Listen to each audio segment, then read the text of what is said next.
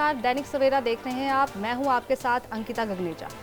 Cyber थाना सोनीपत ने मार्च माह में 5 मुकदमों में खुलासा करते हुए 22 अपराधियों को गिरफ्तार कर लिया है। गिरफ्तार आरोपियों से ठगी किए हुए रुपयों में से 1,42,500 रुपए बरामद किए गए हैं।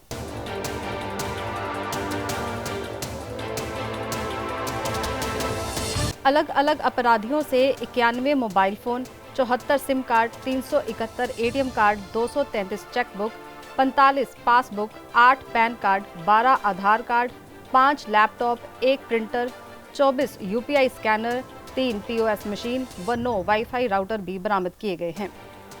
पुलिस टीम द्वारा आरोपियों को न्यायालय के आदेश से पुलिस रिमांड पर लेकर उनसे गहनता से पूछताछ की गई। I4C से प्राप्त डेटा के अनुसार आरोपियों के खिलाफ पूरे भारतवर्ष में कुल 9,027 शिकायतें व तकरीबन 350 मुकदमे दर्ज हैं। ज्यादातर मुकदमे व्हाट्सएप पर लिंक भेजकर स्टॉक इवेंट्स की नई स्कीम बताकर अलग अलग तरीके से फर्जी वाड़ा कर धोखाधड़ी करने के दर्ज हुए हैं। इस पर डीसीपी गौरव राजपुरोहित का क्या कुछ कहना है, आइए आपको सुनाते हैं। ऐसा कोई प्रोविजन कानून में नहीं है कि हम किसी को डिजिटली अरेस्ट कर सकते हैं। कई बार जो है अपराधी ईडी का नाम लेकर के, सीबीआई का नाम लेकर के, पुलिस का नाम लेकर के, एनआईए का नाम लेकर के ये कहता है कि फलां नारकोटिक्स का नाम लेकर के कि आपके नाम पे एक कार्गो था, उसमें ये पकड़ा गया या आपके खिलाफ ये शिकायत है, ईडी आप पर कार्रवाई करेगी, प्रॉपर्टी अटैच करेगी, तो आपको डिजिटली अरेस्ट किया जाता है। इस तरीके के मामले सामने आए हैं जब लोग खुद को घर में कैद कर लेते हैं। वो खुद को घर में कैद कर लेते हैं और वो उन चीज़ों को जेन्युइन मानने लगते हैं कि जो हमारे पास नोटिस आया, जो वारंट आया है वो जेन्युइन है। तो मैं ये लोगों से कहना चाहता हूँ कि कानून में डिजिटल अरेस्ट का कोई प्रावधान नहीं है। इस तरह की चीज़ से ना डरें। अगर आपके पास कोई नोटिस वगैरह आता है तो एक बार लोकल पुलिस से भी संपर्क कर लें कि ये जेन्युइन है कि नहीं। और चौथा जो है एक्सटॉर्शन फ्रॉड की चीज़ भी सामने आई है।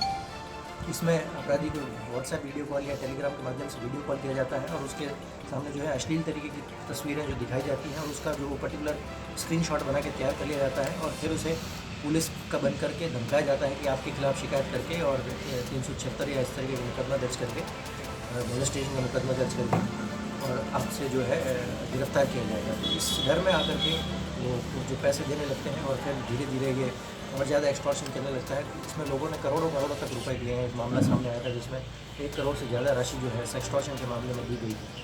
तो इस प्रकार के भी फ्रॉड जो है वो अभी चल रहे हैं। तो इससे बचने का यही तरीका है कि आपके पास अगर ऐसा कोई वीडियो कॉल आ जाता है, उसमें आपका कोई दोष नहीं है, तो अपने लोकल पुलिस को आकर बताएं कि मुझे इस तरीके से जो है पैसे मांगे जा रहे हैं। जबकि जो महीने में हमने जो 22 गिरफ्तारियाँ करी है उनसे हमने 91 mobile phone, 74 sim card, 371 ATM card, 233 chequebook, 45 passbook और अन्य जो कई हैं वो चीज़ें रिकवर करी हैं।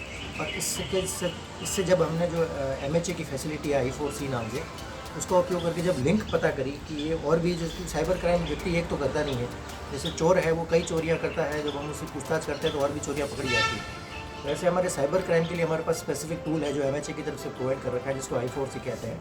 उसमें जब हम अपनी रिक्वेस्ट डालते हैं तो हमें पता चलता है कि और साइबर क्राइम इसी पर्टिकुलर फ़ोन से या ऐसे सिम या ऐसी अकाउंट से और कितने साइबर फ्रॉड हुए हैं।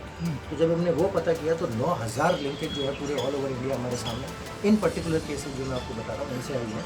और 350 FIR जो है जिनमें मुकदमे दर्ज हो रखे हैं वो हमारे सामने आई है। तो हम जो 11 लोग हैं इनके लिए बहुत बड़ी चुनौती है कि हम इन सबका विश्लेषण करके और इनके भी तह तक पहुँचें कि ये क्या मुकदमे थे। सर, किस प्रकार से ये साइबर अपराधी किस प्रकार से इस घटना को अंजाम देते हैं, तो वो भी मैं आपको बताना चाहता हूँ कि जो एक साइबर अपराधी होता है उसको बेसिक मिनिमम जो चीज़ चाहिए होती है वो चाहिए होता है। एक तो कोई फर्जी सिम, जिससे कि वो अपने विक्टिम को किसी न किसी तरीके से कम्युनिकेट कर सके, चाहे वो व्हाट्सएप के माध्यम से हो, चाहे टेलीग्राम हो, चाहे फेसबुक हो या फिर सीधा टेलीफोनिकली करना हो। तो उसे एक फर्जी सिम चाहिए जो उसके नाम पर ना हो, क्योंकि अगर उसके नाम पर होगी तो सीधा है वो सीधा पकड़ा जाएगा।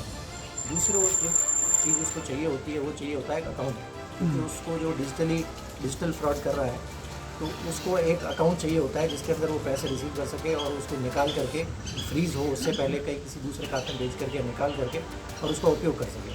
क्योंकि साइबर अपराध का जो सबसे बड़ा कारण है वो पैसों के लिए करता है और इसका कोई दूसरा कारण है नहीं। तो यही पर्टिकुलर जो 2 उनके मॉडस ऑपरेंडी होते हैं, एक तो एक फर्जी खाते की ट्रेल होती है और एक फर्जी जो उनका कम्युनिकेशन का मीडियम होता है उसकी ट्रेल होती है। उन्हीं से पीछा करते करते हम अपराधियों तक तो मार्च 2023 तक और मार्च 2024 तक जो हमारा कामकाज रहा है तुलनात्मक, उसको मैं आपको बताना चाहता हूँ कि पिछले मार्च तक हमने 2 FIR दर्ज हुई थी इस थाने में, लेकिन इस बार 24 मुकदमे दर्ज किए हैं। और उन 24 मुकदमों में से पिछले साल जो है हमने 4 मुकदमे ट्रेस किए थे इसी 3 महीने के पीरियड में, और इस साल हमने 9 मुकदमे अभी तक ट्रेस कर लिए हैं। और रिकवरी भी जो है हमारी जो कैश रिकवरी है वो भी काफ़ी बड़ी है, 12,000 से 2 लाख तक पहुँच चुकी है। और जो अमाउंट फ्रीज होता है, जब आप 1930 पे जब कॉल करते हो, जब किसी के साथ साइबर फ्रॉड हो जाता है तो 1930 पर कॉल करता है या अपनी जो साइबर क्राइम की पोर्टल है उस पर जब शिकायत दर्ज कराता है तो उसका जो मनी ट्रेल है उसको ट्रेस करके फ्रीज़ किया जाता है। तो वो जो पिछले साल के 3 महीने थे उनमें ज़ीरो था, लेकिन इस बार 30 लाख का अमाउंट जो है वो फ्रीज़ हुआ है। और जो कंप्लेंट रिसीव हुई है वो भी जो पिछले साल की तुलना में जो है वो हमारे पास कम रिसीव हुई है, लेकिन उसके बावजूद भी जो काम किया गया है वो अच्छा काम किया गया है। और जो हमने उपलब्धियाँ हैं हमारी इस मार्च महीने की, वो ये है कि 5 केस जो है वो इसी मार्च महीने में ट्रेस किए गए हैं और टोटल 22 आरोपियों को गिरफ्तार किया गया है। जो मैं आपको बताना चाहता हूँ कि यहाँ पे जो पोस्टेड स्ट्रेंथ है हमारी वो 11 मुलाजिमों की है, मतलब 11 जो पुलिस अफसर यहाँ तैनात हैं। और एक अफसर का 1 महीने में 2 साइबर अपराधी गिरफ्तारी करना मेरे हिसाब से हरियाणा में सर्वाधिक है, और किसी भी ज़िले का जो है किसी भी ज़िले की साइबर पुलिस से ये ज़्यादा है। और मैं आपको ये भी बताना चाहता हूँ कि जो पिछले वर्ष भी जो हमारा सोनीपत का जो साइबर पुलिस थाना था, उनकी जो प्रति व्यक्ति अरेस्ट थी वो 13.7 थी, जो कि पूरे हरियाणा में सर्वाधिक है। तो ये एक सोनीपत की साइबर पुलिस के लिए बहुत बड़ी उपलब्धि है, बहुत बड़ी अचीवमेंट है कि यहाँ की जो टीम है वो इसमें सक्षम है। वो और मैं आपको ये भी बताना चाहता हूँ कि जो साइबर अपराधी होता है वो जनरली लोकल नहीं होता है और रेड के लिए बाहर जाना पड़ता है। और इसमें ज़्यादातर जो अपराधी हैं जो पकड़े गए हैं वो सारे आउट ऑफ द स्टेट होते हैं। बहुत मुश्किल का सामना करने के बावजूद भी इन लोगों ने अच्छा अचीवमेंट करके दिया है, इसलिए मैं आज इस टीम को बधाई देने आया था। और इंस्पेक्टर बसंत के नेतृत्व में जो पिछले महीने से ये काम चल रहा है ये भी काफ़ी अच्छा काम हुआ है, उसी के बारे में आपको बताना चाहता हूँ।